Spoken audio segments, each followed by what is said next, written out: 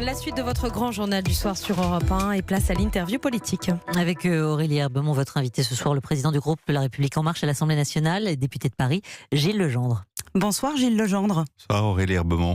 Demain, la grève s'annonce massive dans les transports et reconductible. Combien de jours vous êtes prêts à assumer des blocages ? C'est pas comme ça que nous raisonnons. Nous sommes au travail pour convaincre les personnes qui veulent faire grève demain et qui vont faire grève demain qu'elles n'ont pas de raison de le faire. Pourquoi ? Parce que la réforme que nous défendons est une réforme qui ne réduira pas les droits des Français, d'aucun Français, mais qui au contraire les protège. Aujourd'hui, et depuis maintenant 20 ans, nous sommes dans des réformes à répétition, des régimes de retraite qui ne sont jamais achevés et qui font peser sur l'avenir des retraites, des retraités aujourd'hui, des retraités de demain et de ceux de nos enfants, des menaces lourdes. Plus un système profondément inégalitaire. Inégalitaire pour les femmes, inégalitaire pour les travailleurs modestes, inégalitaire pour les Français de plus en plus nombreux qui ont des carrières hachées, alternant période de travail et période de chômage. C'est ça que nous voulons corriger. Par ailleurs, et puisque c'est de ça qu'il s'agit demain, les régimes spéciaux aujourd'hui doivent converger vers un régime unique, mais qui ne fera en rien baisser les droits des travailleurs qui aujourd'hui sont sous ce régime. On vous entend dérouler cet argumentaire. Comment ça se fait que ça ne percole pas dans l'opinion pour l'instant ? On voit aujourd'hui 3 sondages qui disent qu'entre 58 et 69% des Français soutiennent ou ont de la sympathie pour le mouvement. Et ces chiffres ont augmenté en une semaine. Ça veut dire que vous n'arrivez pas à vous faire entendre, à prouver le bien fondé de cette réforme. Parce que pour une raison très simple, c'est que la grève a lieu alors même que la réforme n'est pas encore bouclée et que nous sortons d'une période relativement longue qu'avaient souhaité les partenaires sociaux pour que nous négocions les conditions, notamment de transition, d'aménagement et de calendrier de cette réforme. À partir du moment où l'on négocie, cela suppose d'assumer un certain nombre d'ouvertures, un certain nombre d'hypothèses qui peuvent créer le flou. Le flou peut créer l'incertitude et l'incertitude, l'inquiétude. Ce que nous savons aujourd'hui, et le gouvernement s'y est engagé, c'est que cette période est terminée. Les négociations sont terminées. Nous savons parfaitement ce que les syndicats nous ont demandé, les points sur lesquels ils souhaitaient des aménagements. Nous sommes en train de les regarder, de finaliser.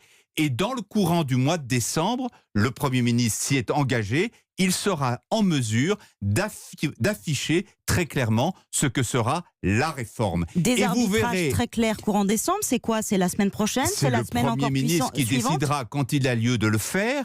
Mais ce qui est certain, c'est qu'à ce moment-là apparaîtra clairement les objectifs de cette réforme, qui sont un objectif de justice. Quand on parle de régime universel, ça n'est pas pour sacrifier à une sorte de mode, à essayer de viser un système parfait. C'est pour mettre fin à des injustices flagrantes. Aujourd'hui, pourquoi les pensions des femmes sont de 40% inférieures à celles des hommes ?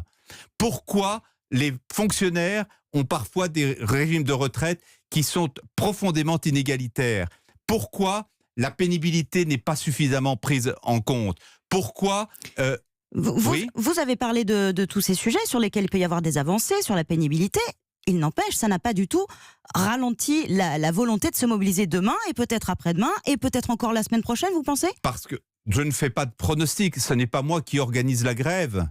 Je dis simplement que bientôt, nous serons en mesure d'afficher l'ensemble des dispositifs de la réforme et notamment annoncer toutes les mesures sur lesquelles nous nous sommes déjà engagés sur le principe qui consiste à garantir aux salariés, aux travailleurs français, une continuité parfaite sur leurs droits.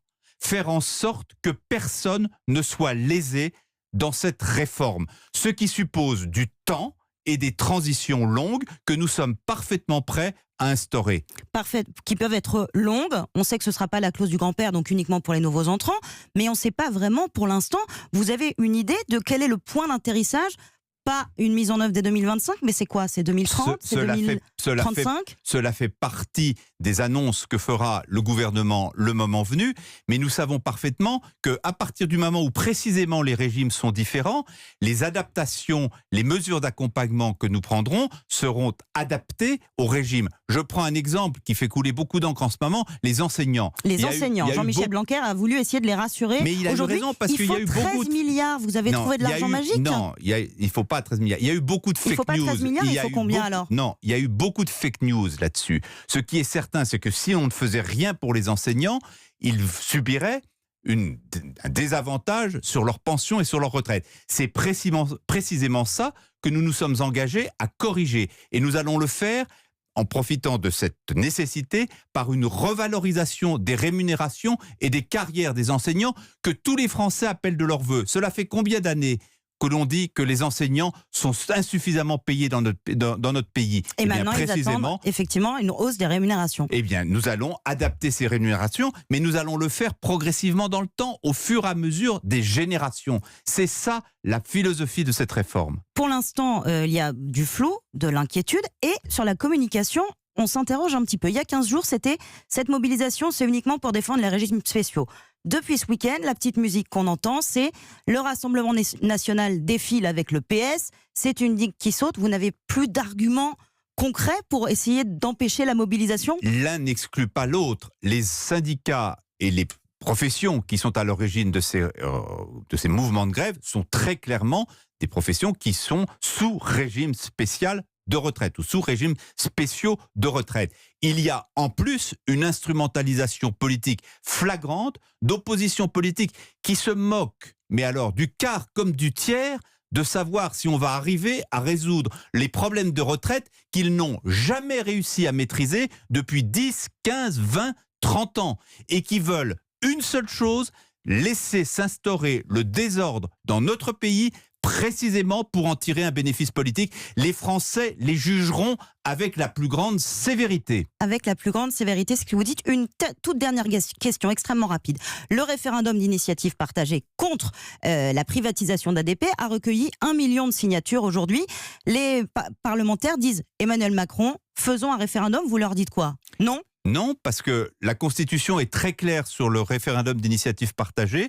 Il faut 4,7 millions de Français qui s'associent à cette démarche pour que le référendum de plein droit puisse avoir lieu. On en est à 1 million, on est très loin de l'objectif. En avril, Emmanuel Macron disait qu'il faudrait à terme abaisser ce seuil à 1 million. Mais nous y sommes prêts, mais pour ça, il faut modifier la Constitution et pour ça, il faut que le Sénat nous aide. L'Assemblée nationale y est très favorable. Malheureusement, dans notre pays, aujourd'hui, le Sénat bloque toute évolution constitutionnelle. Et donc, vous en appelez aux sénateurs pour essayer de débloquer la réforme constitutionnelle, mais ça ne sera pas bon contre la privatisation d'Aéroports de Paris. Exactement. Merci Gilles Legendre d'avoir été mon invité.